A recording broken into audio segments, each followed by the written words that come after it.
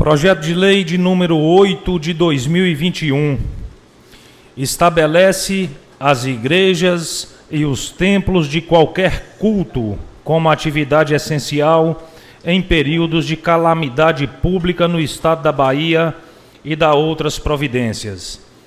A Câmara Municipal decreta, artigo 1º, esta lei estabelece as igrejas e templos de qualquer culto como atividade essencial no município de Medeiros Neto, Bahia, sendo vedada qualquer determinação de fechamento total ou parcial, conforme artigo 20, inciso 4 e artigo 28, inciso 12 e parágrafo 1º, todos da Constituição do Estado da Bahia. Parágrafo único. Em períodos de calamidade pública no município, poderá ser realizada a limitação do número de pessoas presentes em tais locais, de acordo com a gravidade da situação, e desde que por decisão devidamente fundamentada da autoridade competente, devendo ser mantida a possibilidade de atendimento presencial em tais locais. Artigo 2º, esta lei entra em vigor na data da sua publicação. Sala das Sessões, 12 de abril de 2020, Cristiano Alves da Silva, vereador, autor. Justificativa, o qual eu julgo nem ser necessário a justificativa para esse projeto de lei, como também nem seria necessário o próprio projeto de lei. Se as politicagens que estão fazendo em torno do lockdown, em torno do fechamento de comércio, não fosse tão voltada para o campo ideológico, e sim voltada para a legalidade, voltada para o que diz a lei, principalmente a nossa Carta Magna, a nossa lei maior, que é a nossa Constituição Federal. O artigo 5º da Constituição Federal, em seu inciso 4, garante. O artigo 5º da Constituição Federal, ele é o artigo que elenca todos os direitos e garantias do cidadão brasileiro e das entidades públicas brasileiras. E lá diz o seguinte, que todos são iguais perante a lei, sem distinção de qualquer natureza, garantindo-se aos brasileiros e aos estrangeiros residentes no país a inviolabilidade do direito à vida, à liberdade, à igualdade, à segurança e à propriedade nos termos seguintes. Inciso 6 do artigo 5º.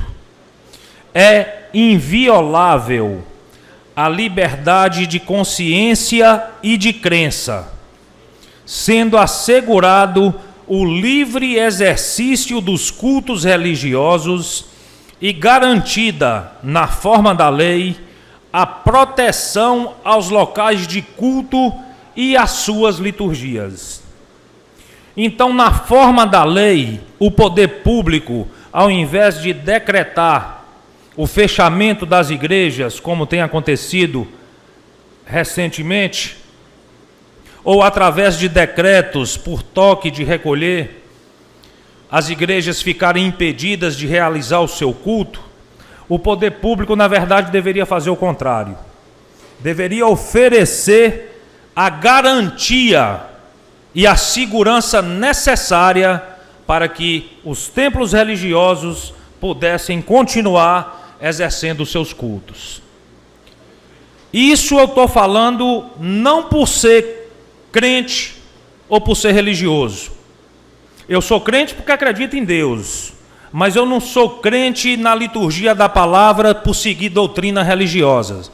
Eu não frequento igreja nenhuma. Poderia me intitular como católico porque fui criado na educação católica. Fui batizado, fui crismado, né? Então fui criado nessa doutrina católica. Mas também não vou dizer que sou católico porque não vou em missa, né? Muito difícil ir na missa. Mas A sensibilidade toca na gente quando você tem a liberdade de transitar bem com todas as pessoas. E eu me transito bem com crentes, eu transito bem com católicos, eu transito bem com macumbeiros, com qualquer entidade religiosa. Eu não tenho isso comigo. Todo mundo é cidadão. Todo mundo tem o direito e é garantido no artigo 5º da nossa Constituição expressar a sua religião.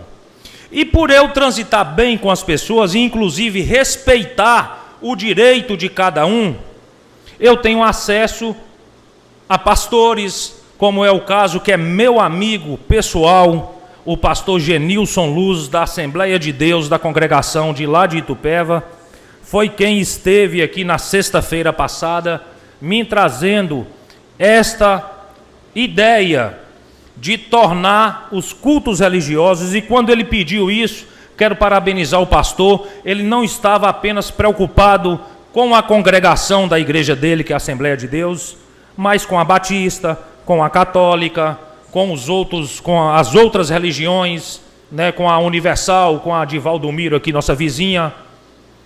Ele estava preocupado em manter, em cumprir o direito garantido que a Constituição dá para que as igrejas possam realizar os seus cultos. Indiscutível também é a existência de uma garantia constitucional de direito fundamental de qualquer pessoa à liberdade de crença e o livre exercício dos cultos religiosos. Com isso, as atividades desenvolvidas pelos templos religiosos se mostram essenciais.